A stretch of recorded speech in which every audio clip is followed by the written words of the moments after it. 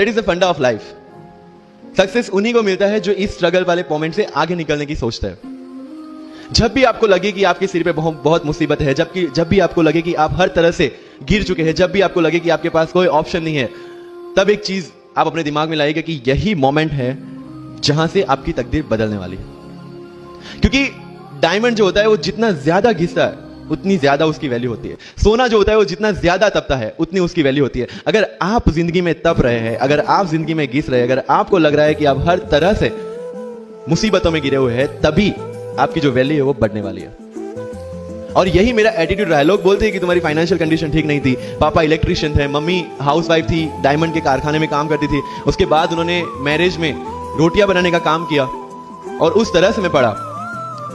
लेकिन जब मुझे पूछा जाता है कि ऐसी कौन सी चीज है आपकी लाइफ में जो आप बदलना चाहते हो, आई सेड नथिंग। क्योंकि वो चीजें नहीं होती मेरी लाइफ में तो शायद आज आपके सामने में नहीं होता। तो अगर लाइफ में प्रॉब्लम्स है, अगर लाइफ में स्ट्रगल है, जैसे सर ने बोला है struggle is part of life, and I strongly believe in that. क्योंकि अगर हम दिल्ली में थे, मेरे दोस्त के साथ में निकला बाहर घूमने, बोलता है यार ऐसी लाइफ चाहिए, कोई मगजमारी नहीं, आराम से बैठते हैं पूरे दिन एसी वाले कमरे में, बहुत सारे पैसे हैं और कोई टेंशन नहीं, ऐसी लाइफ चाहिए मुझे। मेरे पास ऑप्शन है। तो क्या बोला, देख सामने एटीएम का रूम दिख रहा है, एसी वाला कमरा है, बहुत सारे पैसे, कोई मगजमारी नहीं, जॉब ले ले। क्यों आईएएस आईपीएस में दिमाग खराब कर रहा है? अगर स्ट्रगल नहीं चाहिए तो you have to compromise with that life.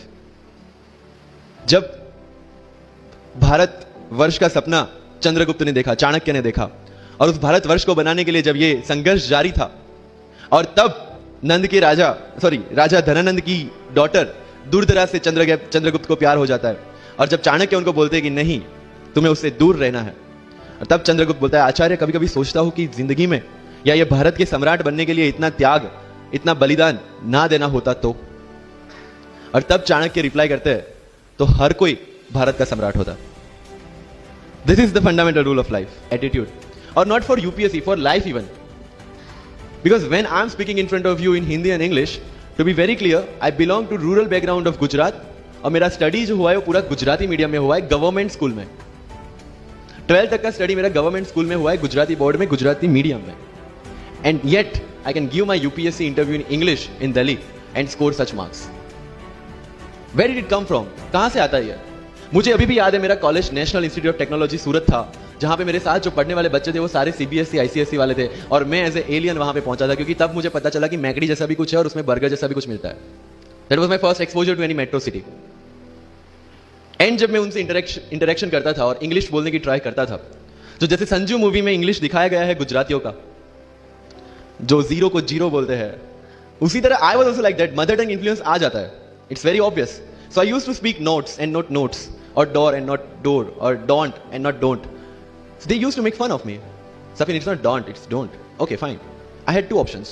Either I stop speaking English with them or improve on that and go ahead. I decided the second option.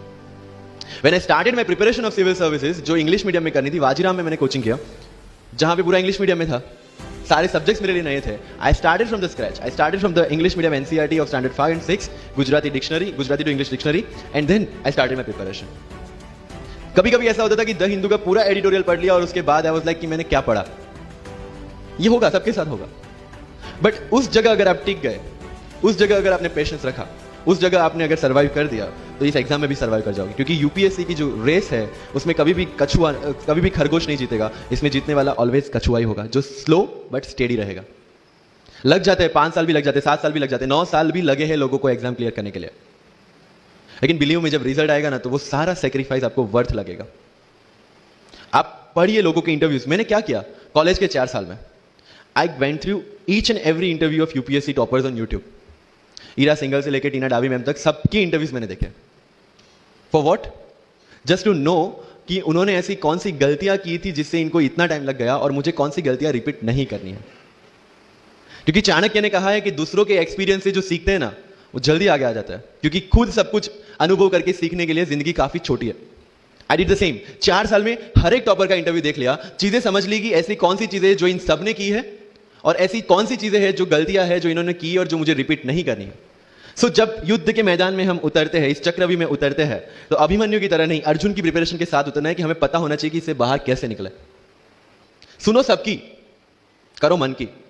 This is applicability of your mind, क्योंकि आपकी strength, आपकी weakness आपसे ज्यादा अच्छा कोई नहीं जानता, आपके पेरेंट्स भी नहीं, आपका सबसे क्लोज टीचर भी नहीं। आपको 3 बार चीजें पढ़ के समझ में आती है, किसी को 5 बार पढ़ के समझ में आती है, किसी को 1 बार समझ में आ जाती है।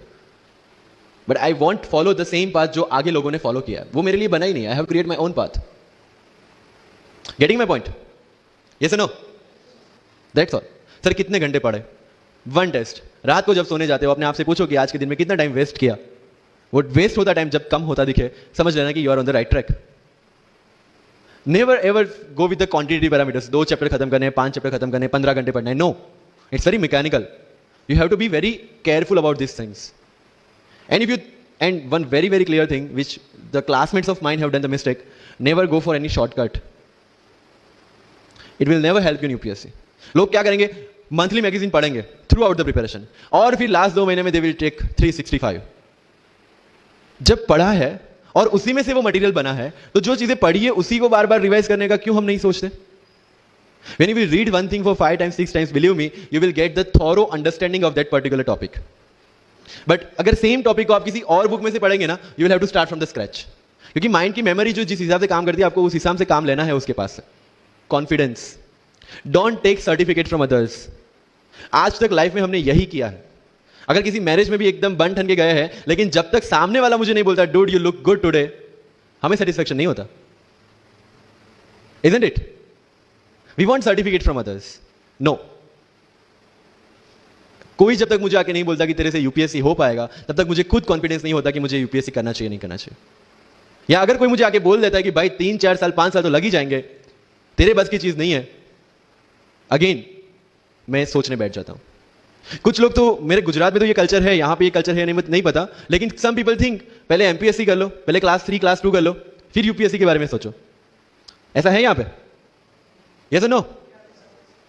But you have to understand कि एमपीएससी जो है, जो क्लास 3 क्लास 2 एग्जाम्स है, उसकी रिक्वायरमेंट यूपीएससी की रिक्वायरमेंट से कंप्लीटली अलग है।